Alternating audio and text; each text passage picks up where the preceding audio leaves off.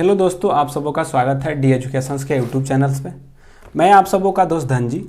आज फिर से जुड़ चुके हैं हम लोग एक नए सेशन के साथ जो कि सुपर 25 के साथ होता है और यह सेट नंबर आज का 40वां है। क्या है? सेट नंबर 40 है, जिसमें कि आपको पता होता है कि साइंस के सुपर 25 क्वेश्चंस होते हैं और करंट के क्वेश्चन होते हैं। तो एक बार क्लास को फटाफट से सभी लोग के पास शेयर कर दिया जाए, जिससे कि क्लास को जल्दी से जल्द स्टार्ट कर दिया जाए। तो एक बार जल्दी से सभी लोग क्लास को शेयर करें और क्लास को स्टार्ट कर दिया जाए। तो फटाफट से सभी लोग क्लास को शेयर करें और जल्दी से सभी लोग जुड़ें। और आपको बता दें कि जो पहली बार जुड़ रहे हैं, यह आज का 40वां सेट है। इससे पहले 39 सेट हो चुके हैं। 39 सेट में भी आपके 25 क्वेश्चन साइंस के और करंट अफेयर्स के होंगे। कुछ पहले के जो होंगे जो कि करंट नहीं है, सिर्फ साइंस ही हैं। तो साइंस को देखिएगा, साइंस के लगभग आपके 1500 से अधिक क्वेश्चंस को आपको संग्रह है, जो कि आपके प्लेलिस्ट में जाइएगा। प्लेलिस्ट में आपका सुपर 25 के साथ एक है प्लेलिस्ट है, उसमें जाके देखिए। और बहुत सारे प्लेलिस्ट हैं, जिसमें कि कुछ जीके जीएस का भी प्लेलिस्ट है और कुछ साइंस का प्लेलिस्ट है। तो उसको भी जाकर आप चेक कर सकते हैं और वहाँ से जितने भी क्वेश्चंस होंगे आपके ग्रुप डी के प्रीवियस ईयर्स के क्वेश्चंस हैं, तो आप उसको जाकर ज़रूर से ज़रूर देखें। इससे पहले 39 सेट हो चुका है, यह है आज का 40वां सेट। तो आज देखेंगे कि आज के सेशंस में कौन कौन से क्वेश्चंस बने हैं। तो जल्दी से एक बार थोड़ा सा वेट कर लिया जाए, 5 सेकेंड सबका वेट कर लिया जाए, 5 से 10 सेकेंड, ताकि सभी लोग जुड़ जाएं। तो सभी लोग जुड़ जाएं और उसके बाद क्लास को स्टार्ट कर दिया जाए। तो फटाफट से सभी लोग जुड़ें और उसके बाद क्लास को हम लोग स्टार्ट कर दें। और बता दें कि जब भी आप लोग जुड़ें, रात्रि 9 बजे एकदम करेक्टली जुड़ जाइए, क्योंकि 9 बजे होता है। और यह सेशन जो होता है आपको सोमवार से लेकर शनिवार तक होता है। रविवार को नहीं होता है, क्योंकि रविवार को बहुत सारा काम होता है, इसलिए नहीं होता है। क्योंकि इसको बनाना है, इसको करना है, इत्यादि सारे के सारे कार्य होते रहते हैं, इसलिए शनिचर को तक ही होता है, शनिवार तक ही होता है। तो चलिए देखते हैं आज के क्वेश्चंस का कि आज के क्वेश्चंस का लेवल क्या है और कौन कौन से लेवल इसके क्वेश्चंस में हैं। तो ये रहे आज के पहले क्वेश्चंस। पहले क्वेश्चंस की ओर बढ़ते हैं। पहले क्वेश्चन आपको बताना है, आंसर करिए सभी लोग कि ठोस, द्रव और गैस, ठीक है, ठोस, द्रव और गैस, द्रव विस्तृत होते हैं। ठोस, द्रव और गैस द्रव में विस्तृत होते हैं और विसरण के संबंध में निम्न से कौन सा विकल्प सत्य है। मतलब कि ठोस के, द्रव के और जो गैस होते हैं द्रव में विस्तृत होते हैं। तो विसरण गुण के संबंध में बताइए। द्रव के विसरण दर ठोस या गैस की तुलना में अधिक होती है। गैस का विसरण दर द्रव और ठोस के, मतलब कि गैसों का विसरण दर द्रव या ठोस की होती है तुलना में अधिक, या ठोस का विसरण दर गैस की तुलना में अधिक। बताइए कि क्या होगा। बला दिया है, यानी कि ध्यान से आप पढ़ के इसका आंसर करेंगे कि क्या होगा। तो फटाफट से आंसर करिए इसका क्या होगा, क्योंकि आपको पूछा है विसरण के दर और आपको पता है कि घनत्व के अंतर रहते हुए भी किसी गैस का मिलना या जुलना, या कोई भी पदार्थ के घनत्व में अंतर रहते हुए भी मिलने जुलने की जो घटना होती है उसी को हम क्या कहते हैं, विसरण कहते हैं। और पहला है कि किसमें है, कौन सा विकल्प सत्य है। तो विकल्प सत्य है, क्योंकि अब कह रहा है कि द्रव क्या विसरण दर ठोस या गैस की तुलना में अधिक, ठोस से अधिक होगा लेकिन गैस से अधिक नहीं होगा, यह गलत है। गैस का विसरण दर द्रव और ठोस की तुलना में कम नहीं, गैस का विसरण दर अधिक होता है। गैस का विसरण दर अधिक होता है, उसके बाद द्रव का और उसके बाद ठोस का होता है। तो सबसे अधिक गैस का, उसके बाद द्रव का, उसके बाद ठोस का। ठोस का विसरण दर द्रव और गैस की तुलना में अधिक नहीं, ठोस का सबसे कम होता है, सबसे अधिक गैस का होता है। ये सारे के सारे गैस का विसरण दर जो होता है द्रव और ठोस के तुलना में अधिक होता है। एकदम बात सही है कि गैस का विसरण दर दोनों से क्या होता है, अधिक होता है, क्योंकि गैस का विसरण दर सबसे अधिक, उसके बाद द्रव का और उसके बाद ठोस का। तो इसमें राइट आंसर बी हो जाएगा। अगले क्वेश्चन की ओर बढ़ते हैं। पृथ्वी के भूपरपट्टी पर रखी किसी पिंड का भार की तुलना में ध्रुव पर पिंड का भार क्या होगा। आप एक भूमध्य रेखा पर रख रहे हैं किसी पिंड को और एक जो है उसके ध्रुव पे रख रहे हैं, तो क्या होगा। ध्रुव पर पिंड का भार भूमध्य रेखा के भार से कम होगा, या ध्रुव पर पिंड का भार भूमध्य रेखा पर अपने भार के बराबर होगा। मतलब कि यहाँ पे कहा कि ध्रुव का जो पिंड का भार होगा भूमध्य रेखा के भार से कम होगा, मतलब ध्रुव पे कम और यहाँ पे भूमध्य रेखा पे अधिक होगा बोल रहा है, या दोनों स्थिति में बराबर होगा, यानी यहाँ पर भी उतना यहाँ पर भी उतना, या ध्रुव पर पिंड का भार भूमध्य रेखा के भार से अधिक होगा, या ध्रुव पर पिंड का भार शून्य होगा। जल्दी जल्दी से बताएंगे। मेरे भाई तुमको हमेशा बताते हैं कि भार के लिए, वेट के लिए हमें दो चीज़ की आवश्यकता होती है, एम और जी का। एम कहीं भी ले जाइए, एम जो द्रव्यमान होता है यह नहीं बदलता है, लेकिन जी जो होता है बदलता रहता है। पृथ्वी के सतह पर जी का मान स्थित होता है, जी से ऊपर जाने पर भी जी का मान घटता है और जी से नीचे जाने पर भी जी का मान घटता है। और जी का मान ध्रुव पर सबसे अधिक विषुवत रेखा या भूमध्य रेखा पर कम होता है। ध्रुव पर सबसे अधिक और भूमध्य रेखा पर जी का मान सबसे कम होता है। अगर जी का मान जहाँ कम होगा उसका भार भी क्या होगा, कम होगा, और जी का मान जहाँ अधिक होगा उसका भार भी क्या होगा, अधिक होगा। तो ध्रुव पर भार जी का मान अधिक होता है तो भार अधिक होगा और विषुवत रेखा पे कम। अब बताइए कि क्या होगा। ध्रुव पर पिंड का भार भूमध्य रेखा के भार से कम होता है, नहीं, ध्रुव पर अधिक होता है। यह बात क्या है, गलत है। यहाँ कम बोल रहे हैं आप, अधिक होना चाहिए। ध्रुव पर पिंड का भार भूमध्य रेखा पर अपने भार के बराबर नहीं होता है, अधिक होता है। ध्रुव पर पिंड का भार भूमध्य रेखा पर अपने भार से अधिक होता है। सही बात है कि ध्रुव पर रखा पिंड जो होगा भूमध्य रेखा पर रखे पिंड के भार से क्या होगा, अधिक होगा। यह सी आंसर हो जाएगा। अगले क्वेश्चन की ओर बढ़ते हैं। दो वस्तुओं के बीच की दूरी यदि दुगनी कर दी जाए, ठीक है, बीच की दूरी को दूरी को दुगुना किया जाए और गुणन, मतलब कि उनके बीच की दूरी को दोगुना कर दिया जाए तो गुणनफल हो जाएगा। माने यहाँ पे बताना है गुणनफल हो जाए तो बलों के बीच क्या प्रभाव। थोड़ा सा देखते हैं कहीं एरर तो नहीं है। ठीक है, करिए, फटाफट से करिए। इसका आंसर क्या होगा मेरे भाई? तुमको बताते हैं कि जब भी, क्योंकि दो वस्तुओं के बीच है, जब भी दो वस्तु होगा, मान लीजिए कि M1 और M2 है और इनके बीच की दूरी D है। क्या है? दूरी D है। तो कैसे करते हैं? M1 इंटू M2 क्या होता है आपको पता है ना? F बराबर क्या होता है? G M1 इंटू M2 बटे में क्या होता है? R square. यानी कि D उसकी क्या है? दूरी। R उसकी क्या होती है? दूरी होती है। तो मेरे भाई यहाँ पे जो D दूरी है बस कर लो, कुछ नहीं कर रहा है, कह रहा है कि M गुणनफल उसी हैं, बस उसके दूरी को क्या कर दिया जाता है, उसके दूरी को क्या किया है, देखिए उसके दूरी को दोगुना कर दिया है। तो जब उसके दूरी को दोगुना करिएगा तो जी तो रहेगा ही। M1 और M2 में कोई चेंजिंग नहीं बोल रहा है, बस उसके इसको दुगुना कर दे रहा है, ये स्क्वायर है। तो देखो क्या G1 M1 इंटू M2 बटे में क्या होगा, 2 का स्क्वायर कितना हो जाता है? 4 ना। तो कितना हो जाएगा, यह गुरुत्वीय बल कितना हो जाएगा? 4 गुना कम हो जाएगा, क्योंकि यह 1/4 हो जाएगा। जहाँ 4 हुआ करता था अब कितना हो जाएगा? पहले मान लीजिए कि यह क्या होगा, 4 हो गया, तो कहेंगे कि कितना गुना कम हो जाएगा? तो 4 गुना कम हो जाएगा। पहले 1 हुआ करता था, अब 1/4 हो गया, तो बताओ कि कितना कम हो गया? तो यह 4 गुना हो गया। कम नहीं, कहेंगे कितना गुना हो गया? तो 4 गुना कम हो गया। यहाँ पे 4 गुना कम है, 4 गुना कम हो जाएगा।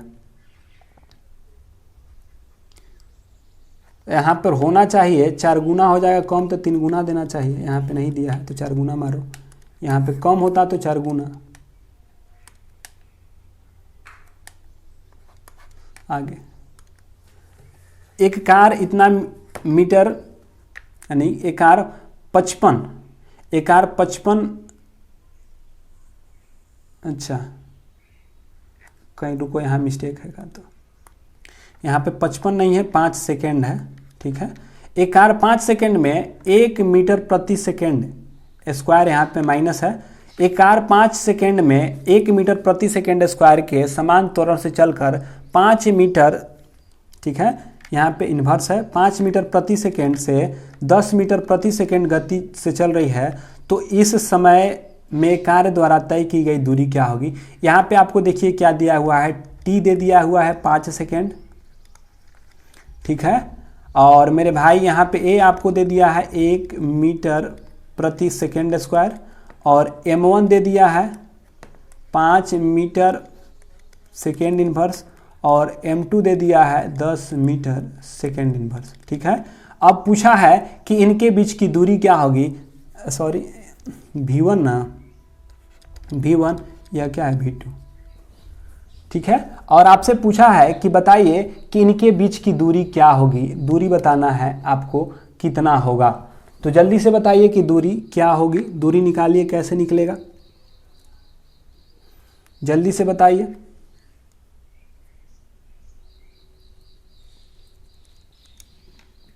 बनाइए, इतना लिख दिया है, बनाइए, चलिए जल्दी से बताइए। दूरी के लिए एक सूत्र बताए थे, देखिए क्या है इसमें t दिया हुआ है, a दिया हुआ है, u और v भी दे दिया है, क्या u और v, यहाँ पे v1 v2 लिख दिए हैं क्या हम यार, यहाँ पे एक होगा u और एक क्या हो जाएगा v ना, u और v हो जाएगा। देखिए क्या, तो आपको पता है कि s बराबर होता है ut प्लस हाफ है टी स्क्वायर दूरी के लिए। तो u तो आपको पता है u कितना है 5 है, तो 5, और t कितना है 5, तो 5 गुणे 5 1/2, a कितना दिया हुआ 1, और समय है कितना 5। अब इसको सॉल्व करिएगा, जब काटा पीटी करिएगा तो वो आ जाएगा 37.5। नहीं है तो फिर से नीचे बना देते हैं, ध्यान से देख लीजिएगा, यहाँ बना देते हैं, लीजिए s बराबर ut प्लस हाफ है टी स्क्वायर होता है, ठीक है। u मेरा दिया हुआ है 5, तो 5 रख लेते हैं, समय भी दिया है 5 रख लेते हैं 1/2, और त्वरण कितना दिया हुआ है 1, और समय कितना दिया हुआ है 5, तो 5 का स्क्वायर कितना होता है 25। अब करिएगा तो यह क्या हो जाएगा 25 प्लस इसका 25/2, मतलब कि 12.5 ना, 12.5 जोड़िएगा तो कितना हो जाएगा 37.5, तो 37.5 क्या हो जाएगा, दूरी है, और दूरी है तो क्या होगा मीटर होगा। इस बातों को भी ध्यान में रखिएगा, नहीं तो दूरी और मीटर से भी फंसाता है, तो इस बातों को भी आप ध्यान में रखेंगे। अगले क्वेश्चन की ओर बढ़ते हैं। अगला क्वेश्चन क्या है, देखिए, निम्नलिखित में से कौन सा कथन सत्य है। वक्रता त्रिज्या फोकस लंबाई के बराबर होती है। वक्रता त्रिज्या फोकस लंबाई की आधी होती है। वक्रता त्रिज्या फोकस लंबाई की आधी होती है, या वक्रता त्रिज्या फोकस लंबाई के 3 गुनी, या वक्रता त्रिज्या फोकस लंबाई की दुगनी होती है। तो बताइए कि क्या होता है, कौन सा बात सत्य है। आपको पता होना चाहिए कि C यहाँ जब क्या होता है बनाते हैं तो C यहाँ पे बनाते हैं और F यहाँ पे बनाते हैं, और यहाँ पे कोई दर्पण ले लेते हैं, मान लीजिए कि यह एक दर्पण है, तो यहाँ पे C होता है और यहाँ पे F होता है और यहाँ पे, तो बताइए यहाँ पे C जो वक्रता केंद्र और फोकस होता है, तो कहेगा कि वक्रता त्रिज्या और फोकस की लंबाई बराबर होता है, एक कभी नहीं होता है। वक्रता त्रिज्या फोकस की लंबाई की आधी होती है, यहाँ फोकस है और यहाँ पे क्या है वक्रता त्रिज्या। अब बताओ कि यह आधी होगी कि इससे दुगनी होगी, तो कहेंगे कि वक्रता त्रिज्या जो होती है फोकस के दुगनी होती है, और यहाँ पे वक्रता त्रिज्या फोकस की लंबाई की आधी नहीं दुगनी का ही होता, तो क्या होता सही होता। लेकिन यह बात क्या है, गलत है। वक्रता त्रिज्या फोकस लंबाई के 3 गुनी नहीं होती है, दुगनी। वक्रता त्रिज्या जो होती है फोकस लंबाई के दुगनी होती है, ये भी बात गलत है। लेकिन वक्रता त्रिज्या फोकस लंबाई की दुगनी होती है, यह बात क्या है, सत्य है कि वक्रता त्रिज्या फोकस लंबाई की दुगनी होती है। क्या होता है, वक्रता त्रिज्या जो होती है फोकस लंबाई की दुगनी होती है, तो याद रखिएगा। अगले क्वेश्चन की ओर बढ़ते हैं। समुद्र जल में ध्वनि की चाल कितनी होती है। आपको बताना है कि समुद्र जल में ध्वनि का चाल कितना होता है, 1351, 1458, यहाँ पे एक होता है मीटर सेकेंड इनवर्स है, अच्छा मीटर प्रति सेकेंड स्क्वायर, ऐसे रुकिए 1498 मीटर है, एगो मीटर प्रति सेकेंड स्क्वायर है, 1498 मीटर प्रति सेकेंड स्क्वायर है, एगो मीटर प्रति सेकेंड है, एगो मीटर प्रति सेकेंड स्क्वायर है, और एक यहाँ पे मीटर प्रति सेकेंड स्क्वायर है। तो बताइए कि समुद्र जल में ध्वनि का चाल कितना होता है, 1498 मीटर प्रति सेकेंड, या 1498 मीटर प्रति सेकेंड स्क्वायर, या 1351 मीटर प्रति सेकेंड, या 1531 समुद्री जल में बताना है। तो बताइए मेरे भाई बताएगा। और एक और बात बता दे मेरे भाई कि जो पहली बार जुड़े हैं, जो पहली बार इस सेशन के साथ जुड़े हैं, यह क्लास 9 बजे से स्टार्ट होता है, तो 9 बजे ही आप लोग जुड़ जाया करिए। यह क्लास आज 40वां नंबर सेट है। इससे पहले 39 सेट हो चुका है, जिसको कि प्ले लिस्ट में सुपर 25 के प्ले लिस्ट में आपके 40 के 40 वीडियो मिल जाएंगे। और यह 40 जो क्वेश्चन होंगे सारे के सारे आपके ग्रुप डी के प्रीवियस ईयर्स के क्वेश्चंस होंगे, जिसमें कि फिजिक्स भी मिलेगा, केमिस्ट्री भी, बायो भी और करंट अफेयर्स भी। ये सारे के सारे इंक्लूडिंग है, जो कि आपको रिवीजिंग करना महत्वपूर्ण है। जो देख चुके हैं 40 के 40 वीडियो, जो कि लगातार जुड़ रहे हैं मेरे दोस्त, वो भी जाकर रिवीजिंग करेंगे। जो पहली बार इसी को देख रहे हैं वो तो ज़रूर जाके देखें। आज जो 40 वीडियो देख लिए हैं पहली बार, एक बार देखे हैं, वे जाकर इसको रिवीजिंग करना स्टार्ट कर देंगे, क्योंकि रिवीजिंग करना ही आपको सफल बनाएगा। तो बताइए क्या होगा इसका? 1498, 1531 क्या? जल्दी से बताइए। और आप लोगों तो वीडियो को शेयर कर नहीं रहे हैं, बच्चों को लेके आ नहीं रहे हैं, क्योंकि बच्चों की संख्या बढ़ नहीं रहा है। बच्चों की संख्या आपको बढ़ाना होगा, दोस्तों को लाना होगा, जिससे कि उनकी भी क्या हो, एक सीट पक्की हो सके ग्रुप डी में। तो क्या उनको भी लेके आइए, क्योंकि ग्रुप डी ही है जो कि सभी को पार घाट लगा सकता है। तो अपनी पार घाट और अपने दोस्तों को नैया को पार लगाने के लिए संख्या को जोड़ते रहिए और इसका आंसर करते रहिए। देखिए, समुद्र जल में ध्वनि की अगर चाल कहा जाए कि जो ध्वनि की चाल होता है वे 1531 चाल है, तो चाल होगा 1531। देखिए 1531, यहाँ पे स्क्वायर नहीं होना चाहिए, यहाँ पे 51 है, यहाँ पे दोनों 98 पढ़े थे ना, यहाँ पे कहीं भी स्क्वायर नहीं है, सॉरी, कहीं भी स्क्वायर नहीं होना चाहिए। सब में क्या है, मीटर प्रति सेकंड, मीटर प्रति सेकंड, मीटर प्रति सेकंड। तो जो 1531 होता है, सॉरी 1500 जो 31 होता है, यह समुद्री चाल। कहीं कहीं इसका चाल 1533 भी देता है, तो याद रखिएगा कि 1531 मीटर प्रति सेकंड जो है 1500, यहाँ पे 1498 था, यहाँ 1948 था, हम 1498 पढ़ रहे थे। तो देखना, तुम भी यह गलती मत करना कि 1351 को 1531 मत पढ़ लेना, तो ये सारे के सारे गलती हो सकते हैं। तो वहाँ ध्यान से पढ़िएगा। तो 1531 होगा ध्वनि की चाल। अगला, ध्वनि तरंग की विशेषता नहीं है। आयाम, वेग, हर्ट्ज, और एक ऑप्शन और होना चाहिए जो कि आपको बताते हैं। अब करिए, आयाम, वेग, हर्ट्ज और आवृत्ति। आवृत्ति बताइए। आयाम, वेग, आवृत्ति और हर्ट्ज, कौन सी एक विशेषता नहीं है?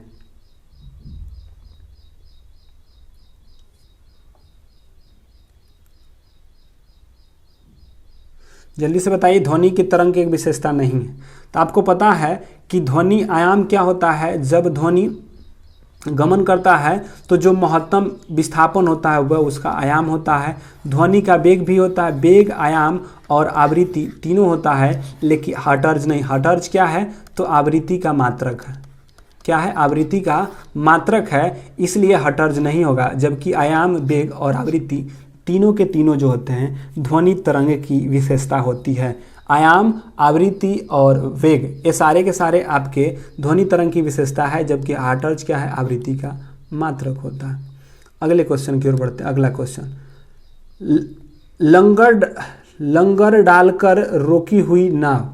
अच्छा, जो लाघा डाल के, लंगर डालकर रोकी हुई नाव के लहरे से हिल रही है, जिनके तरंग की ऊपरी सिरा 100 मीटर अलग है। तो तरंग की ऊपरी सिरा को 25 मीटर है, तो नाव को हिलने के लिए आवृत्ति क्या होगा आपको बताना है।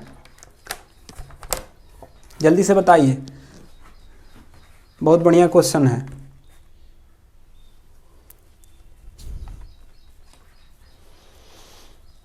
लंगर डालकर रोकी हुई कोई लहरों से हिल रही नाव है, जो लहरों से हिल रही है, जिसके तरंग की ऊपरी सिरा 100 मीटर, ठीक है, 100 मीटर अलग है। तो तरंग की सिरों के बेग, यहाँ पे बेग जो है 25 मीटर सेकेंड इनवर्स है, तो सेकेंड यानी 25 मीटर पर सेकेंड है।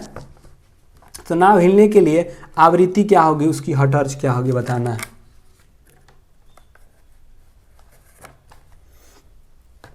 तो चलिए अब देखिए क्या देखिए मेरे भाई, ध्यान से सुनना, यहाँ पे जो आपका वेग दे दिया हुआ है, तरंग के सिरे का वेग है, यहाँ पे आपका वेग दे दिया हुआ है कितना है, तो 25 मीटर पर सेकेंड है। और आपका जो दूरी टाइप का है, जो तरंग की ऊपरी सिरा जो दिया हुआ है, जो आयाम है, दूरी है, मान लीजिए यह दिया हुआ है 100 मीटर। चलिए, तो जब ऐसा क्वेश्चन देना तो जो आपका चाल दिया हुआ है 25 मीटर ऊपर रख लेना है, और ऊपरी सिरा की जो है, जो महत्तम विस्थापन, देखिए नाव हिलने की आवृत्ति अगर कहे तो नाव हिलने की आवृत्ति, देखिए नाव हिलने की आवृत्ति क्या कहेंगे, नाव हिलने की आवृत्ति, एक सेकंड रुकिएगा, अब देखिए लिखते हैं यहाँ पे, नाव हिलने की आवृत्ति अगर पूछे, नाव हिलने की जो आवृत्ति पूछे कि क्या होगा, आवृत्ति पूछता है तो क्या होता है, तो तरंग सिरे का वेग, क्या, तरंग जो सिरा है उसका वेग बटे में तरंग की ऊपरी सिरा, क्या, तरंग की ऊपरी सिरा, ऊपरी वेग कितना है, तो 25 है, और नीचे कितना है, 100 है, तो यहाँ से जब करिएगा भाग दीजिएगा तो 0.25, तो 0.25 हर्ट्ज क्या होना चाहिए, हर्ट्ज होना चाहिए यहाँ पे, तो हर्ट्ज होगा, क्या होगा, 0.25 हर्ट्ज।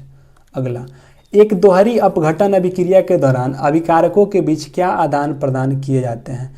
जब दोहरी अपघटन अभिक्रिया के दौरान के बीच आदान प्रदान होता है, आयनों का, परमाणुओं का, इलेक्ट्रॉन का या अणुओं का, जब दोहरी अपघटन अभिक्रिया होती है, जब दोहरी अपघटन अभिक्रिया होगी तो किसका आदान प्रदान होता है, क्या उसके आयनों का, आयन का, परमाणु के, इलेक्ट्रॉन्स का या अणुओं का।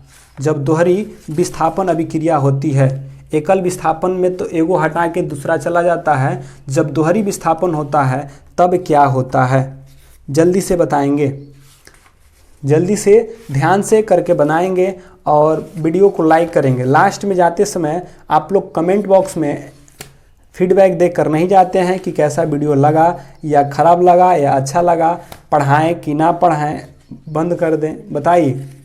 ये सारे के सारे चीज़ कर बता कर जाया करिए कि सर अब इसको मत पढ़ाइए मेरे भाई, मत पढ़ाया करो, हम लोग को सब कुछ आता है, ठीक ना, तो सब कुछ आता है तो कहोगे तो नहीं बनाएंगे। चलिए, जब दोहरी विस्थापन अभिक्रिया होती है, जब दोहरी अपघटन अभिक्रिया, जो दोहरी अपघटन अभिक्रिया में, दोहरी अपघटन अभिक्रिया में, अपघटन जो अभिक्रिया होती है, ठीक है, इसमें जो एटम होते हैं, जो इसमें जो एटम होते हैं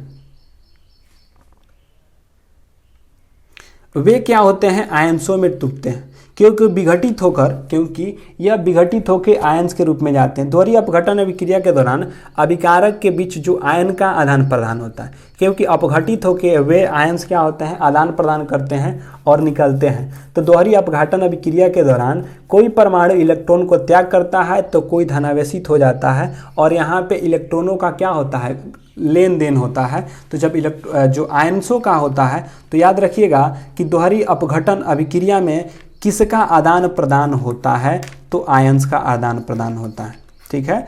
दोहरी अपघटन अभिक्रिया में किसका होता है, तो आयन का होता है। 2MgO, ठीक है, 2MgO, यहाँ पे एरो का चिन्ह होना चाहिए, इस तरह है, ठीक है, इस तरह लिखा हुआ है 2Mg+O2 बना दिया है 2MgO। तो उपयुक्त अभिक्रिया का उदाहरण है, संयोजन अभिक्रिया के, विस्थापन अभिक्रिया के, अपघटन अभिक्रिया के। बताइए कि किसका उदाहरण है, बताइए किसका उदाहरण है। आपको पता है कि जब दो अलग अलग तत्व जुड़ के एक यौगिक का निर्माण करें, या एक तत्व या एक यौगिक जोड़ के एक अलग यौगिक का निर्माण करें, तो ये सारे के सारे कि तो दो तत्व जुड़ के एक यौगिक का निर्माण कर रहे हैं। तो यहाँ पे देख रहे हैं मैग्नीशियम और ऑक्सीजन क्या हो रहा है, जुड़ रहा है। तो कहेंगे कि 2MgO जुड़ता हुआ दिखाई दे रहा है, मतलब कि इसका संयोजन अभिक्रिया है। अपघटन अभिक्रिया जस्ट इसका उल्टा हो जाता, 2MgO होता और इसका एरो ऐसे करके किस में तोड़ देता, 2Mg+O2 में। तो तो जब अभिक्रिया ऐसे होती तो इसको हम अपघटन अभिक्रिया, जब ऐसे होगी तो संयोजन अभिक्रिया। विस्थापन अभिक्रिया जैसे कि NaCl होगा और पोटेशियम होगा तो क्लोरीन जाके पोटेशियम के साथ लग जाएगा तो विस्थापित होगा। और विस्थापन दो तरह से होता है, एकल विस्थापन और दोहरी विस्थापन। एकल विस्थापन में एक अणु निकल के जाते हैं और दोहरी विस्थापन में मानते हैं A है और B है और यहाँ पे X और Y है। एकल विस्थापन जब होगा तो सिर्फ B निकल के चला जाएगा इसमें या X निकल के चला आएगा इसमें, तो एकल विस्थापन।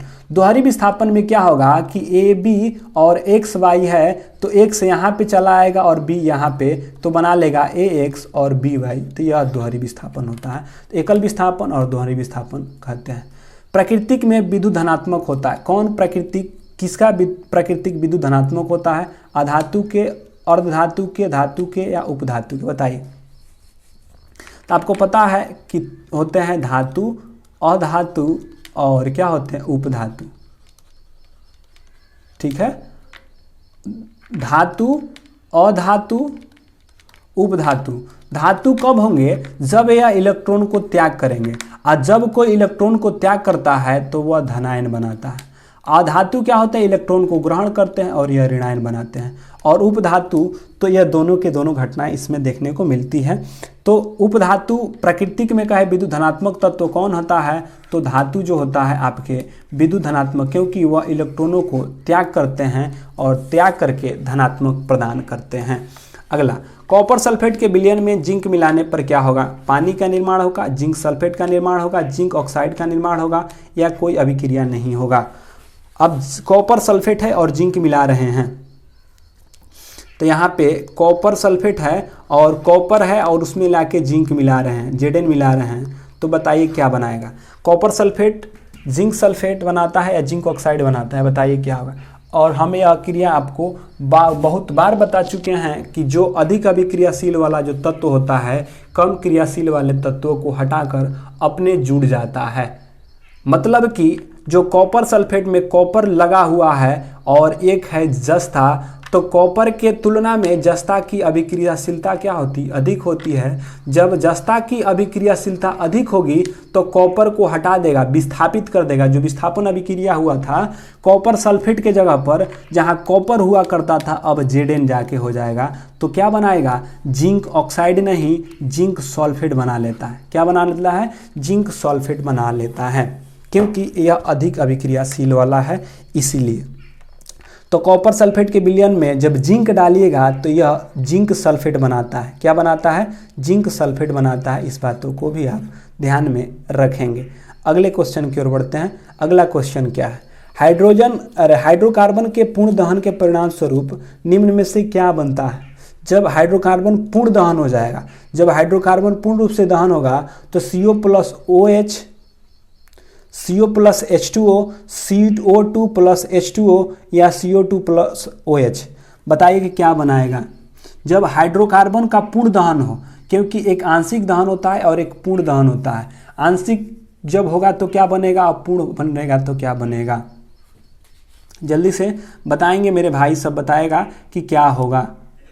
तो फटाफट से सभी लोग बताइए,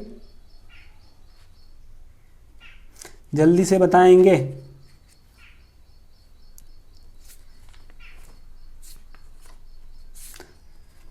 जल्दी जल्दी बताओ कि जब पूर्ण दहन होगा तो क्या होगा?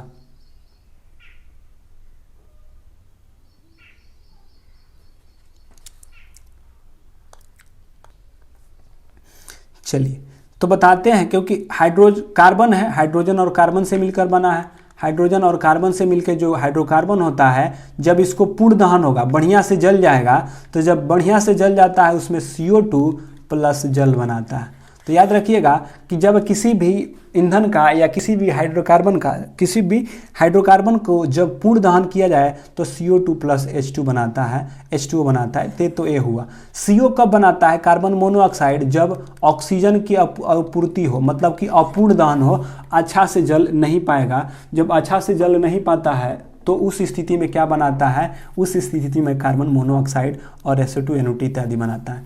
धातु के ऑक्साइड जैसे ही अशुद्धता, ठीक है, धातु के ऑक्साइड जैसी अशुद्धता युक्त धातु के शुद्धिकरण के लिए कौन सी प्रक्रिया की जाती है? पोलिंग, चुंबकीय पृथक्करण, हाइड्रो धातु या इलेक्ट्रो रिफाइनिंग।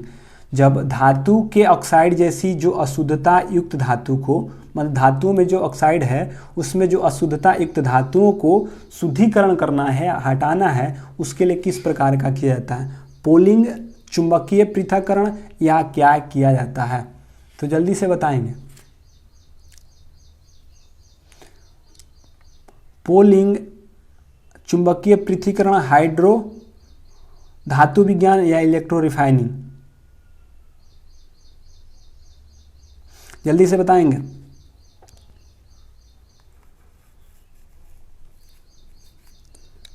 चलिए, जब धातु ऑक्साइड जैसे अशुद्धता युक्त धातु के शुद्धिकरण के लिए करता है उस स्थिति में पोलिंग किया जाता है। क्या किया जाता है? पोलिंग। अब क्या, उदाहरण के लिए जैसे ब्लिस्टर कॉपर को जब फूलदार कॉपर से उपस्थिति किया जाता है तो याद रखिएगा पोलिंग एक विधि है। क्या है? पोलिंग विधि है जिसके द्वारा धातु को ऑक्साइड के अशुद्धता युक्त धातु को शुद्धिकरण के लिए किया जाता है। अगला, चालक तार के पीवीसी द्वारा कोटिंग करके क्यों रोका जाता है? मतलब कि जो चालक तार के पीवीसी द्वारा कोटिंग करके क्यों रोका जाता है? रिसाव के ड्रॉपिंग के लिए, शॉर्ट सर्किट के लिए, ओवरलोडिंग के लिए या फ्यूजिंग के लिए? चालक तार में पीवीसी द्वारा कोटिंग करके क्यों रोका जाता है? बताइए। रिसाव, ड्रॉपिंग के लिए, शॉर्ट सर्किट ना हो, ओवरलोडिंग या फ्यूजिंग के लिए?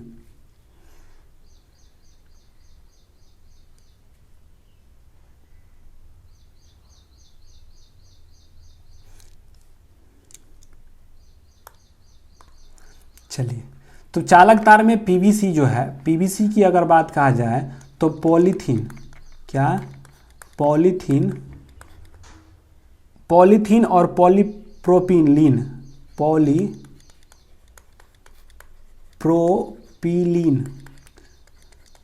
क्या?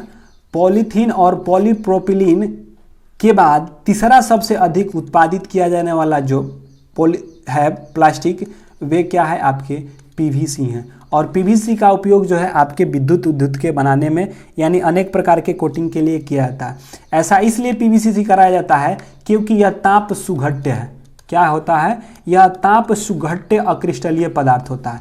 कैसा होता है? ताप सुघट्य अक्रिस्टलीय पदार्थ होता है, मतलब कि इसके तापमान मिलने पर भी यह जल्दी सुगठित नहीं होता है। जब एक बार इसको गर्म करके जिस आकार में ढाल दिया जाता है उसी आकार में रहता है।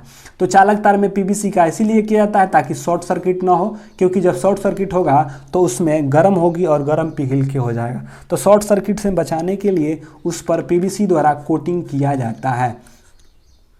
अगला, निम्नलिखित में से कौन से पौधे तने के माध्यम से प्रजनन करता है? तना के माध्यम से, क्योंकि आपको पता होना चाहिए तीन बातें आता है। एक आता है तना से, जड़ से और पत्ती से। यह क्या है? कायिक प्रवर्धन की है। क्या है? कायिक परिवर्धन से। तो तना से तो आपको पता है, जड़ से और पत्ती से। पत्ती से हमेशा पूछता है कि जो ब्रायोफाइलम है यह कायिक प्रवर्धन से पत्तियों के द्वारा करता है। तो पौधों में कायिक प्रवर्धन पत्तियों के द्वारा जो करता है वह होता है ब्रायोफाइलम, और जो गुलाब होता है यह तना के द्वारा करता है। तो याद रखिएगा कि कौन सा पौधे तने के माध्यम से करता है। जो तना के माध्यम से प्रजनन करता है वे होता है गुलाब। ब्रायोफाइटा सबसे बड़ा संघ पादप जगत का, क्या? पादप जगत का सबसे बड़ा संघ होता है, और इसी में मारिसिया आता है ना, मार्लिसिया, फार्लिसिया सब इसी में आता है। तो ये सारे के सारे। तो ब्रायल आता है कि बताइए कि पत्ता से कौन है प्रजनन करता है? तो ब्रायोफाइलम। तना से हो गया गुलाब, और जड़ से शकरकंद मकरकंद जो है यह जड़ से निकलता है। अगला, एक उभयलिंगी पुष्प है, पपीता, सरसों, नारियल या तरबूज? कौन सा एक उभयलिंगी है जिसमें दोनों एक ही होता है? पपीता, नारियल, तरबूज। तो पपीता, खीरा, नारियल, मनुष्य, फनुष्य, सारे के सारे जो हैं एक लिंगी होते हैं, जबकि गुड़हल जिसे अड़हुल भी कहा जाता है, ये सारे के सारे जो है गुलाबास भी कहा जाता है। ये सारे सरसों हुआ, गुड़हल हुआ, गुलाबास हुआ, सारे के सारे आपके उभयलिंगी होता है। सूरजमुखी भी क्या होती है? उभयलिंगी ही होती है। तो इस बातों को भी आप ध्यान में रखिएगा। अब आते हैं अगले क्वेश्चन की ओर। अगला क्वेश्चन क्या है? वाष्पोत्सर्जन के द्वारा, वाष्पोत्सर्जन किसके द्वारा होता है? रंध्र के द्वारा, संवहनीय मंडल के द्वारा, बाह्य त्वचा के कारण, आवरण के द्वारा? बताइए, वाष्पोत्सर्जन किसके द्वारा होता है? रंध्र के द्वारा, संवहनीय मंडल या बाह्य त्वचा या आवरण?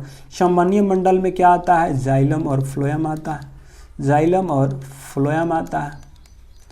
जाइलम जल और खनिज लवण लेने के कार्य करता है। फ्लोएम पत्ती में बने भोजन को विभिन्न भागों में पहुंचाता है। ठीक है, तो बाह्य त्वचा जो एपिडर्मिस होता है इससे मतलब नहीं है। जो पत्ती में आता है कि पत्ती में छोटे छोटे जो छिद्र होते हैं उसको रंध्र या एस्टोमेटा कहते हैं। और रंध्र या एस्टोमेटा पर एक सेल होता है जो कि उसके कोशिका को खोलता और बंद करता है, जिसे गार्ड सेल कहा जाता है। और वाष्पोत्सर्जन जो होता है वे रंध्र कोशिका या गार्ड सेल से होता है। और यहीं पर रंध्र या एस्टोमेटा, छोटे छोटे छिद्र को, रंध्र को हम क्या कहते हैं? एस्टोमेटा कहते हैं। पौधे में स्रावित होने वाले हार्मोन जिसके कारण उसका तना सूरज की रोशनी की ओर झुकता है, उसका उद्दीपक होता है। मतलब कि कौन से? फोटोट्रिपिज्म है। जिबरेलिन्स के कारण, एब्सिसिक एसिड के कारण, साइटोकाइनिन या ऑक्सिन के कारण से। आपको बताना है कि किसके कारण से, किसके स्रावित होने के कारण हार्मोन से जो तना सूरज के रोशनी की ओर झुक जाता है। जो जिधर सूर्य होता है उधर क्या होता है? झुक जाता है। किसके कारण से? तो फटाफट से इसका आंसर करेंगे।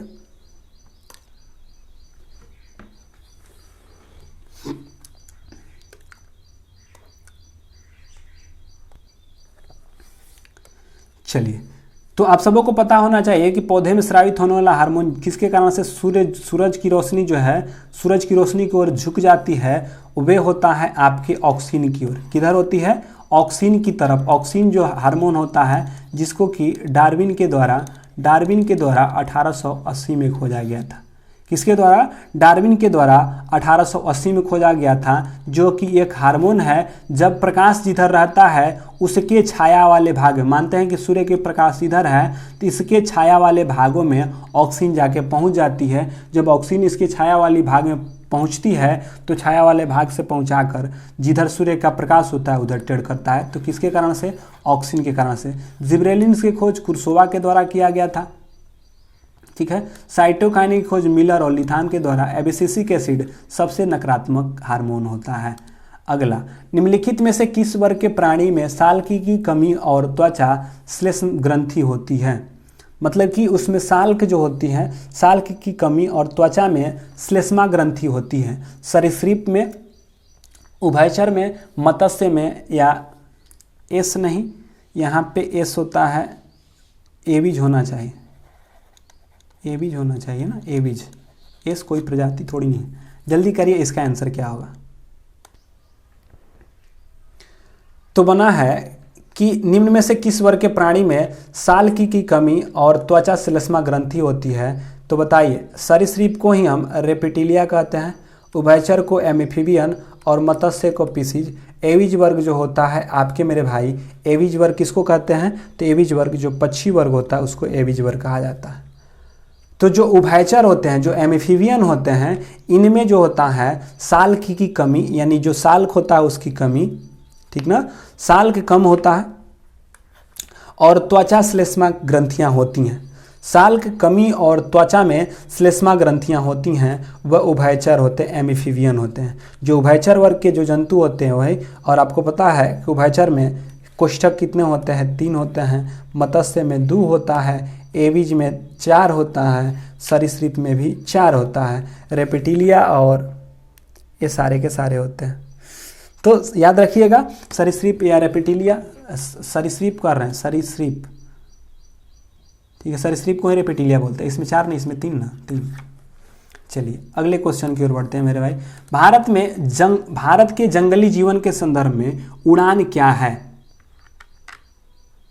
ठीक है, उड़ान हिरन होता है, शायद देख लेते हैं। उड़ान हिरन है कि बताना है कि जंगली के शब्द में उड़ान हिरन किससे संबंधित है? तो जल्दी से बताइए थोड़ा।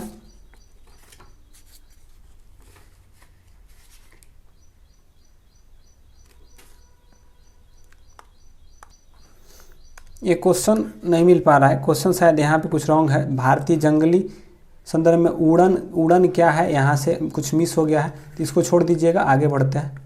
किस प्रकार के कोशिका से त्वचा बनी है, आपको बताना है कि किस प्रकार के कोशिका से आपकी त्वचा बनी है। अधिचर्मी कोशिका से, स्थानीय ऊतक से, मृदु से, संयोजी ऊतक से। आपको बताना है कि जो कोशिका होती है आपके किस प्रकार की कोशिका से जो होती है, किस प्रकार के कोशिका से त्वचा बनी होती है। अधिचर्मी कोशिका से, स्थानीय ऊतक से, मृदु तक से या संयोजी ऊतक से। बताइए कि किस प्रकार के कोशिका से आपकी त्वचा बनी होती है। तो आपको पता है कि संयोजी या कनेक्टिव टिश्यू सबसे जो होता है रक्त में, जो रक्त होता है, ब्लड होता है, ये सारे के सारे जो हैं आपके किस प्रकार के त्वचा होते हैं, तो संयोजी ऊतक है। मृदु में आता है पेर्निकाइमा कोलोनिकाइमा। तो आपसे मुख्य बात है कि जो आपकी कोशिका की त्वचा होती है उसको अधिचर्मी त्वचा कहते हैं। अगला बताइए कि वह गुण, आपको बताना है कि वह गुण जो F1 पीढ़ी के प्रभाव रखता है और स्पष्ट रूप से देखा जा सकता है। वह गुण जो F1 पीढ़ी के प्रभाव को रखता है और स्पष्ट रूप से देखा जा सकता है। प्रबल, अनुवांशिक, प्रतिसार या उपरोक्त सभी। या F1 पीढ़ी में है, अब प्रारंभिक पीढ़ी में है तो कैसा दिखाई देगा, अनुवांशिक उसकी गुण दिखाई देगा, प्रतिसारित गुण या उपरोक्त सभी या प्रबल। क्योंकि अभी वह जनरेशन फर्स्ट में ही है और प्रथम जब जनरेशन में होता है, जब कोई प्रथम जनरेशन में कोई अनुवांशिक होता है, जब प्रथम पीढ़ी में होता है तो वह प्रबलता को दिखाता है, जो प्रबल गुण होता है वही दिखाता है।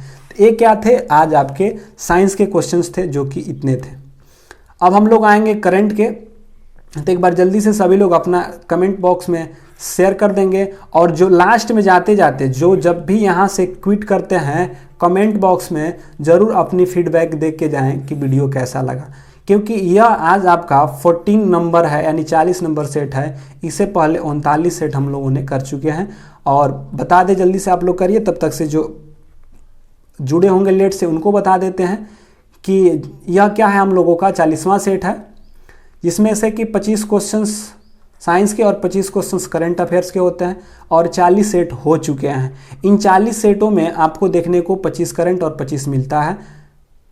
इससे पहले जो 39 सेट हैं, आपको सुपर 25 का एक प्लेलिस्ट है, उसमें जाकर आप ज़रूर देखें, उसमें 39 सेट हैं। और जो मेरे भाई लगातार देखते आ रहे हैं, जिन सेटों को देख चुके हैं, जैसे कि आज जैसे अभी प्रैक्टिस कर रहे हैं, प्रैक्टिस से पहले जो प्रैक्टिस कर चुके हैं, जो वीडियो देख चुके हैं, अगर मानते हैं कि उनका 7 दिन से पहले, मतलब कि जो पहले देख चुके हैं उसको आप 2 से 3 बार ज़रूर देखें मेरे भाई। 2 से 3 बार जब देखिएगा तभी जाके आपको याद हो पाएगा, क्योंकि यही क्वेश्चंस आएंगे। यह लिख कर ले लो कि साइंस में यही क्वेश्चन और करंट में भी यही क्वेश्चंस लड़ेगा, तो कहिएगा कि हाँ क्वेश्चंस लड़ा है। तो आते हैं अब अगले क्वेश्चंस की ओर। आज का पहला करंट अफेयर्स का क्वेश्चंस क्या है, भारत ने किस देश के साथ मिलकर हाइड्रोजन टास्क फोर्स लॉन्च किया है? अमेरिका के साथ, इजराइल के साथ या किसके साथ?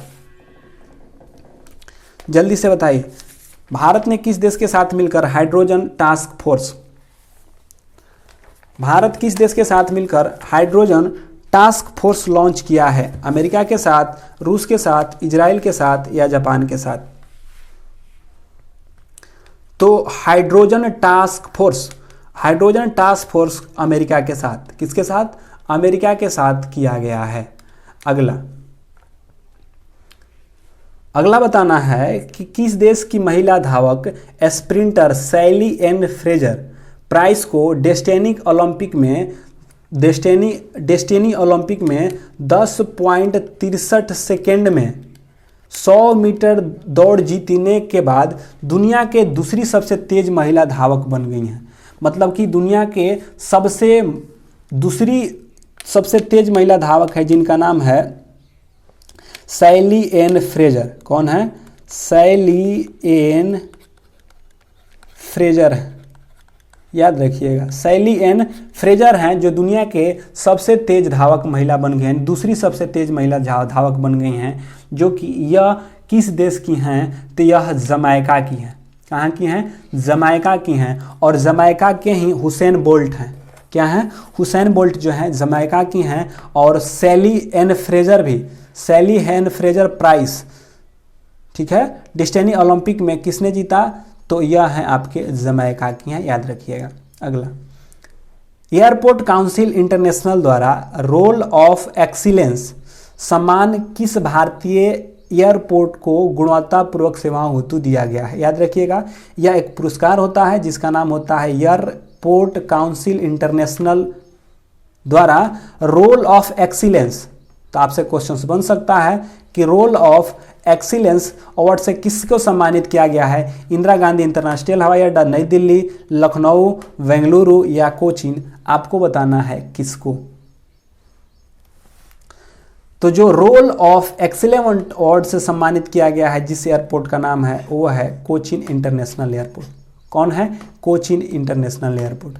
हाल ही में प्रकाशित पुस्तक फ्लियर्स, प्रकाशित पुस्तक है फियर्सली फीमेल द दूती चंद, अच्छे दूती चंद्र जो धावक हैं उन पर लिखी गई पुस्तक है फियरलिस, मतलब कि दूती चंद पर एक पुस्तक लिखा गया है, उस लेखक कौन है बताइए। यह वीवीआई रहेगा, इस बार पूछेगा ही पूछेगा मेरे भाई। पुनीत अग्रवाल, सुदीप मिश्रा, आनंद महापात्रा, प्रदीप जायसवाल,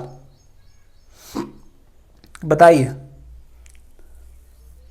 तो कहेगा कि जो दूती चंद पर जो स्टोरी लिखा गया है फियर्सली फीमेल द दूती चंद के स्टोरी किसने लिखा है, तो यह लिखे हैं आपके सुदीप मिश्रा। किसके द्वारा लिखा गया है, तो याद रखेंगे सुदीप मिश्रा के द्वारा लिखा गया है दूती चंद पे।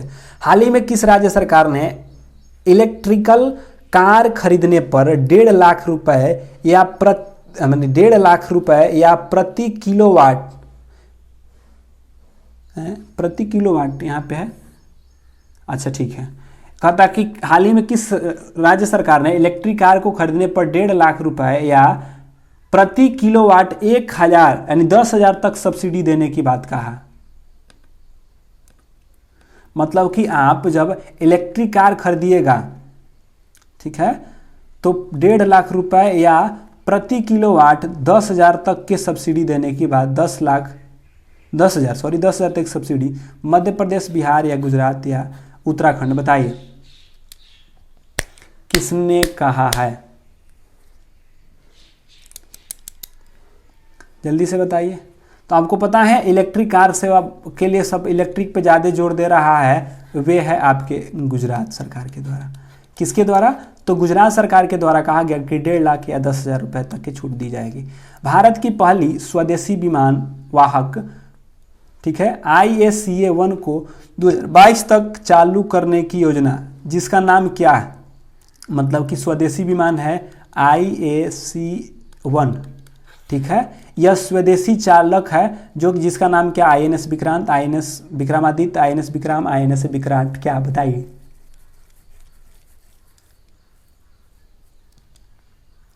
जल्दी से बताइए, चलिए।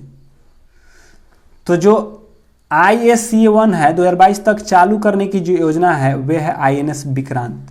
कौन है, INS विक्रांत, जो स्वदेशी विमान वाहक होगा जो कि 2022 तक लागू हो जाएगा, माने चालू हो जाएगा। कौन, INS विक्रांत।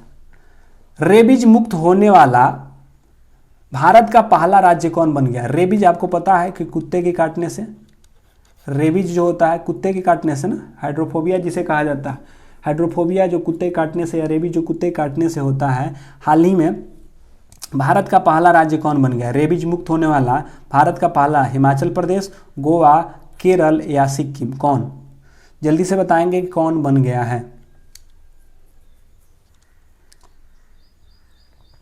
तो चलिए देखें कि अगर रेबीज से मुक्त होने वाला पहला भारत का पहला राज्य कौन बन गया, हिमाचल प्रदेश, गोवा या सिक्किम, तो यह आपका बन गया है, कौन बन गया है मेरे भाई, तो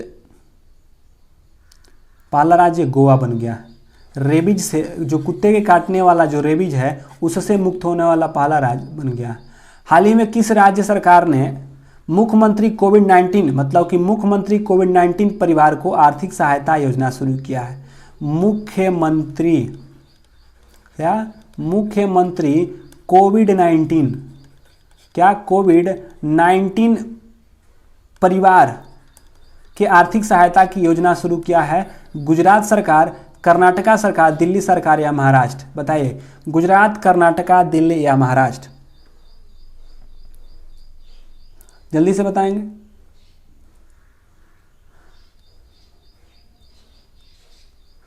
ये है आपके दिल्ली सरकार के द्वारा मुख्यमंत्री कोविड-19 पारिवारिक आर्थिक सहायता दिल्ली सरकार के द्वारा चलाया जा रहा है। अगला बताएंगे, हाल ही में प्रकाशित पुस्तक इट्स ए वंडरफुल लाइफ, आपको बताना है कि इट्स ए वंडरफुल लाइफ के लेखक कौन है? और धंती रॉय, रॉस्किन बॉन्ड, सलमान रुश्दी या Ramachandra Guha? Cricket, commonwealth of cricket, commonwealth of cricket किसका है? तो रामचंद्र गुहा की, ठीक है। और it's a wonderful a life किसकी है? It's a wonderful a life किसकी है? तो ये सबको पता है कि यह रॉस्किन बॉन्ड की है। किसकी है? रॉस्किन बॉन्ड की पुस्तक है it's a wonderful a life. किसकी है? रॉस्किन बॉन्ड के। और कॉमनवेल्थ ऑफ क्रिकेट किसकी है? रामचंद्र गुहा की है। टोक्यो ओलंपिक में मोहित चौहान द्वारा, ठीक है, मोहित चौहान द्वारा गाए गए गीत भारतीय दल के लिए आधिकारिक ओलंपिक थीम का गीत के रूप में लॉन्च किया गया है। सबसे आगे भारत, लक्ष्य तेरे सामने, जीत तेरे सामने, ये इरादे है फौलादी। मतलब कि टोक्यो ओलंपिक के लिए मोहित चौहान के द्वारा, जो ही मोहित हैं, जो मोहित गाते हैं, मोहित चौहान एक गायक हैं, उनके द्वारा एक गीत को भारतीय दल के लिए आधिकारिक रूप से ओलंपिक थीम गीत के रूप में लॉन्च किया गया है। उसका नाम क्या है? सबसे आगे भारत, लक्ष्य तेरे सामने, जीत तेरे सामने, या इरादे हो फौलादी।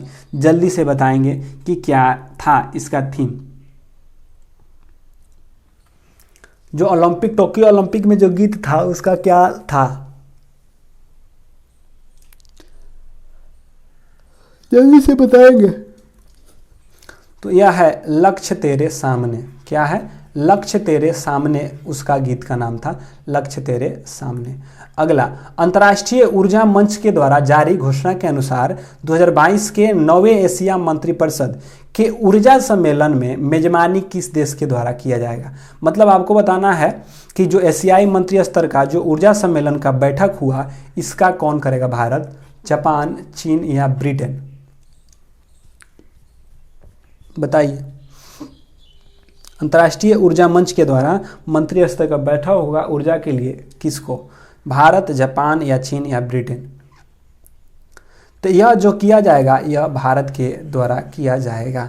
तो इसको ध्यान में रखिएगा, किसके द्वारा किया जाएगा? भारत के द्वारा किया जाएगा। अब मेरे भाई एक बात याद रखना, मेरे भाई सब एक बात याद रखना कि यह 40 सेट है। हम वेरी इस बात को ही ध्यान दे रहे हैं क्योंकि एक अच्छे टीचर या कोई भी सफलता का राज बोलता है कि किसी भी पढ़े, यानी नए चीज़ों को पढ़ने से अच्छा है, नए चीज़ों यानी कि 20 नए चीज़ों को पढ़ने से अच्छा है कि 10 पढ़े हुए चीज़ों को बार बार से पढ़े। मतलब कि पढ़े हुए चीज़ों को आप बार बार पढ़िएगा तो आपको याद रहेगा। तो आप जितने भी वीडियो हैं इसको आपको टोटली के टोटली 2 से 3 बार, 3 से 4 बार आपको यही देखना है। उससे आपका साइंस, हम लिख के देते हैं कि आपका साइंस जरूर ठीक हो जाएगा। अगर वीडियो को आप बार बार करके देखते हैं, मतलब कि देखे हुए वीडियो को भी आप 1 से 2 बार देख लेते हैं, तो एक बार तो देखे अभी, फिर 2 से 3 बार देखिएगा तो यह क्वेश्चन जो हो जाएगा आपका हो जाएगा, जो कि ध्यान से। तो आप लोग एक वीडियो को जरूर देखें, प्लेलिस्ट में जाकर चेक कर करके देखें। जो 39-40 वीडियो है उसको आप ज़रूर 1 से 2 बार, कम से कम आप एक वीडियो को कम से कम आप 4 बार जरूर देखें। 4 बार देख लीजिएगा तो 4 बार, पहले बार तो आप जैसे कर रहे करिए, दूसरे बार देखिए फिर सरसरी निगाह से, तीसरे बार थोड़ा स्पीड बढ़ाकर देख लीजिएगा, चौथे बार थोड़ा और स्पीड बढ़ा के देख लीजिएगा। क्योंकि यह क्या होगा, आप में स्पीड का तो फंक्शन ही भी किया है। तो आप पहली बार अभी देख लीजिए, दूसरे बार फिर थोड़ा सा स्पीड बढ़ा के देख लीजिएगा, दूसरी बार जैसे अभी देखें दूसरी बार उसी प्रकार, तीसरी बार स्पीड बढ़ा के, चौथा बार थोड़ा और स्पीड बढ़ा के देख लीजिएगा। तो ऐसे क्या होगा कि आपको ध्यान में रहेगा और याद भी हो जाएगा। तो मेरे भाई बात को मानो, जो मेरे बात को मानेगा वो तो पढ़ेगा ही और उसकी सफलता निश्चित होगी। तो बात के मानकर एक बार ज़रूर पढ़ो मेरे भाई, और साइंस को अपनी बना लो, और साइंस और करंट को अपना बना लो ताकि आने वाले दिनों में परेशानी ना हो। हाल ही में जारी वर्ल्ड गिविंग इंडेक्स, क्या वर्ल्ड गिविंग इंडेक्स 2021 में दुनिया के 20 सबसे उदार देशों में मतलब कि दुनिया 20 सबसे उदार देशों में भारत का कौन सा स्थान है? ठीक है, दुनिया के 20 सबसे उदार देशों में भारत का कौन सा स्थान प्राप्त है? 9वां, 14वां, 12वां या 16वां? बताइए। जारी वर्ल्ड गिविंग इंडेक्स 2021 में दुनिया के सबसे उदार देश भारत के कौन से स्थान प्राप्त हुआ है? 9वां, 14वां या 12वां या 16वां? जल्दी से बताएंगे। चलिए जल्दी से बताएंगे। तो जो उदार देशों में भारत का जो स्थान है वे 14वां है। तो याद रखिएगा कि वर्ल्ड गिविंग इंडेक्स 2021 में दुनिया के 20 सबसे उदार देश में भारत के कौन से स्थान प्राप्त हुआ है? तो 14वां प्राप्त हुआ है। अगले क्वेश्चन की ओर बढ़ते हैं। बताना है आपको सेनझाऊ 12 क्या है? चीन की एक लकड़ी का उपग्रह, चीन के एक कृत्रिम है, चीन द्वारा निर्मित एक पनडुब्बी है, चीन का मानव युक्त अंतरिक्ष यान है। बताना है कि जो सेनझाऊ 12 है क्या है? चीन के द्वारा लकड़ी का एक उपग्रह है, चीन के एक कृत्रिम द्वीप है या क्या है? बताइए जल्दी। लकड़ी उपग्रह तो क्या न्यूजीलैंड के द्वारा किया जा रहा है। लकड़ी उपग्रह को लॉन्च करने की बात कर रहा है वह कौन? न्यूजीलैंड। तो याद रखिएगा चीन की लकड़ी उपग्रह नहीं है, यह चीन के मानव युक्त अंतरिक्ष यान, मतलब कि इस अंतरिक्ष यान में जो सेनझाऊ है यह चीन की मानव युक्त अंतरिक्ष यान है। तो याद रखिएगा यह क्या है? आपके मानव अंतरिक्ष यान है।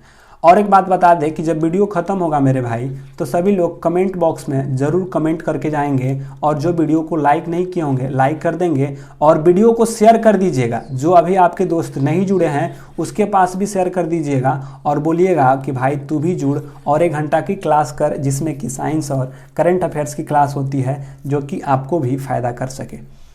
तो सेनझाऊ हो गया, तो चीन द्वारा निर्मित पनडुब्बी है, चीन के मानव युक्त अंतरिक्ष यान है, तो चीन के द्वारा मानव अंतरिक्ष यान है। ये थे क्वेश्चन।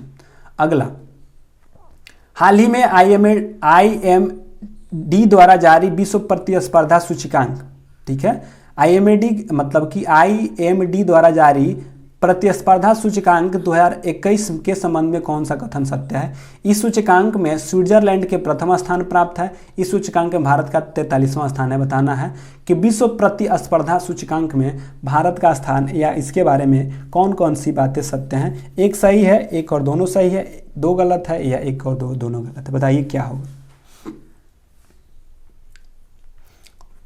चलिए, जो IMD द्वारा जारी विश्व प्रतिस्पर्धा सूचकांक में, इस सूचकांक में स्विट्जरलैंड प्रथम स्थान पे। एकदम बात सही है कि जो IMD के विश्व प्रतिस्पर्धा सूचकांक में जो स्विट्जरलैंड है वे पहले स्थान पे है और भारत इसमें 43वां। तो डायरेक्ट क्वेश्चन आपसे बना है कि प्रतिस्पर्धा सूचकांक में भारत का स्थान 43वां और पहले स्थान पे स्विट्जरलैंड है। ये दोनों के दोनों बातें क्या हैं? सत्य हैं। इस बातों को भी ध्यान में रखिएगा।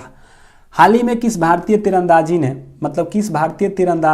ने तीरंदाजी विश्व कप में तीसरे चरण में 3 गोल्ड मेडल जीतकर दुनिया के नंबर 1 तीरंदाज बन गया?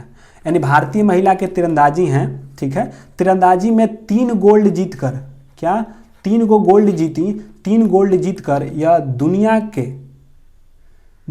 के नंबर 1 तीरंदाजी बन गए हैं। दीपिका कुमारी, मुस्कान किरार, डोला बनर्जी या लक्ष्मी नारायण? बताइए कौन है? जल्दी से बताएंगे। तो नंबर 1 तीरंदाजी बन गई है। यानी हाल ही में किस भारतीय को महिला तीरंदाजी विश्व के तीसरे चरण के 3 गोल्ड जीतकर नंबर 1 तीरंदाज बन गई हैं? वे हैं दीपिका कुमारी। याद रखिएगा। अगला, हाल ही में किस मंत्रालय के द्वारा नासा मुक्त भारत अभियान की शुरुआत किया गया है? यानी कि नासा मुक्त भारत का अभियान किस मंत्रालय के द्वारा किया गया है? तो नासा मुक्त अभियान किस भारतीय का अभियान है? स्वास्थ्य एवं परिवार कल्याण मंत्रालय, महिला एवं बाल विकास मंत्रालय, सामाजिक न्याय और अधिकारिता मंत्रालय या शिक्षा मंत्रालय? बताना है कि किस मंत्रालय के द्वारा यह अभियान चलाया गया है। स्वास्थ्य एवं परिवार कल्याण मंत्रालय, महिला एवं बाल विकास मंत्रालय, किस मंत्रालय के द्वारा चलाया जा रहा है? नासा मुक्ति भारतीय अभियान, ऐसा क्वेश्चंस ग्रुप डी में पूछा है, क्योंकि किस संस्था किस मंत्रालय के द्वारा कौन से अभियान चलाया गया है, ऐसे क्वेश्चंस बने हैं। तो याद रखिएगा नासा मुक्त भारतीय अभियान सामाजिक न्याय और अधिकारिता मंत्रालय के द्वारा, सामाजिक न्याय और अधिकारिता मंत्रालय के द्वारा चलाया गया है। ये रहे आज के लास्ट क्वेश्चन है। तो हाल ही में भारत के किस राज्य सरकार ने सभी भर्तियों के लिए साक्षात्कार के प्रतिक्रिया को समाप्त कर दिया है? मतलब कि राज्य सरकार के सभी भर्तियों में जो आपके साक्षात्कार होते हैं, हमको लगता है साक्षात्कार को इंटरव्यू कहते हैं ना, इंटरव्यू के प्रतिक्रिया को समाप्त किया उत्तर प्रदेश, आंध्र प्रदेश, राजस्थान या कर्नाटक। वीडियो को जाते जाते लाइक करके जाएंगे और कमेंट में सभी लोग देख के जाएंगे। और 1 घंटा पहले छोड़े हैं इसलिए ताकि 1 घंटा, क्योंकि 9 से 10 इसीलिए क्लास को छोड़ रहे हैं ताकि फिर 10 से 11 जो पिछला वीडियो है आप उसको देख सकें। तो ऐसा मत करिएगा कि 10 बजे ख़त्म हो जा रहा है तो 11-12 बजे तक सो, 12 बजे ही सोना है। अभी हाल ही में जो पिछले वाला वीडियो होगा उसको देख कर जाना है। तो उसको देख कर, क्योंकि यह तो आपका आज का हुआ, जो पहले का देखे हैं जो कि आप मूलधन रूप में संचित रखे हैं उसको एक बार क्या कर लीजिए, फरगा लीजिए। जो कि आप एक बार पढ़ चुके हैं उसको एक बार क्या कर लीजिए, फरगा लीजिए, उसको शांत धरा लीजिए और उसके बाद आइए। तो किस राज्य सरकार ने समाप्ति कर दिया है इंटरव्यू को, कमेंट बॉक्स में जरूर आंसर करके जाएंगे। कमेंट बॉक्स में सभी लोग फीडबैक दे के जाएंगे, बताइए जल्दी से। तो जो आंध्र प्रदेश सरकार है राज्य स्तर पर सभी इंटरव्यूओं को क्या कर दिया है, राज्य सरकार की जितनी भी नौकरियां हैं उसमें इंटरव्यू के समाप्त कर दिया है। तो ये सारे हैं। तो ये क्या थे, आज आपके लास्ट क्वेश्चन थे। तो इसी के साथ सभी को शुभ रात्रि, good night, bye bye, take care.